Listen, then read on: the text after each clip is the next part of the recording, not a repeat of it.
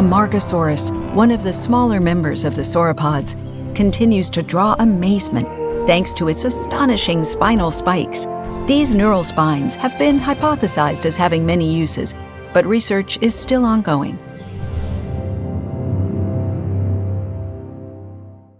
Hello everyone, welcome back to another Jurassic World Evolution 2 video, where today's video is going to be slightly short, primarily because we finally got our second species field guide, and today it's the Amargasaurus. Now before we get into the video, do consider pressing that subscribe button if you are excited for Evolution 2 and want to stay up to date on all of the news regarding this dinosaur game. But in the meantime, let's get into it. So the Amargasaurus Species Field Guide was finally released during an interview and live stream with the developers of Frontier recently. So what we're going to do is basically break down what we can see and talk about the future and other species field guides.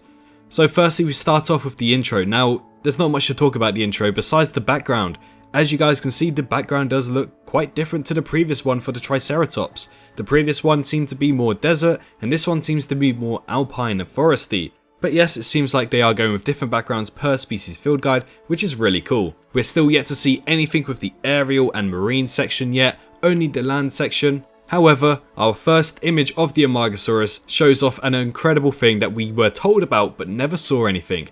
As you can see, we have two Amargasauruses releasing from the hatchery. So far as we know, we can in fact release up to 3 creatures from the hatchery at once, maybe even more, but currently we know that 3 creatures is possible to be released. Specifically, 2 Tyrannosaurus Rexes have been released in some demo footage behind the scenes as well. However, today we can see the Amargasauruses being released and they do look really cute. One of them's walking out, the other one seems to be running out just that little bit late. There doesn't seem to be any sexual dimorphism between them, as we know. Recently has been confirmed that there will only be female dinosaurs in the game, so another downside to some information. However, nonetheless, still looks really cool. It's a small boy, a small chunky boy shall we say, very similar to the Nigersaurus from Jurassic World Evolution 1, but it has a similar model to it. Instead, it has spikes on the top of its neck, which does really look cool if you were to ask me.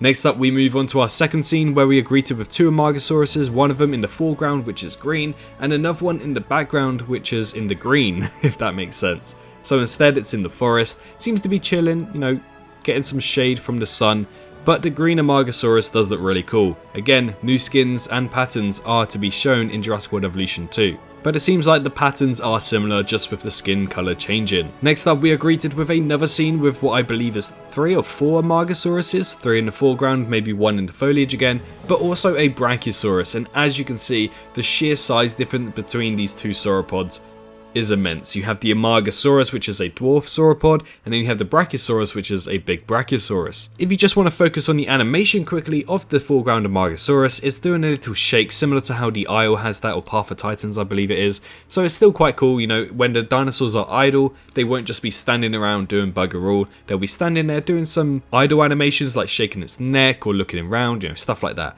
Again, in the background, the green Amargasaurus is there, but what's very interesting is how the Brachiosaurus does in fact lean towards the tree and seems to be going in for a bite.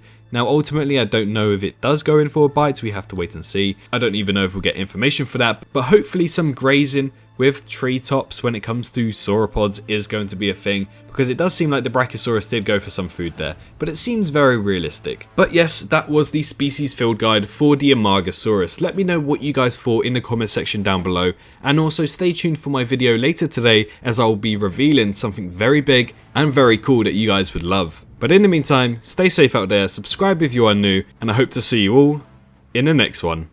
Bye bye.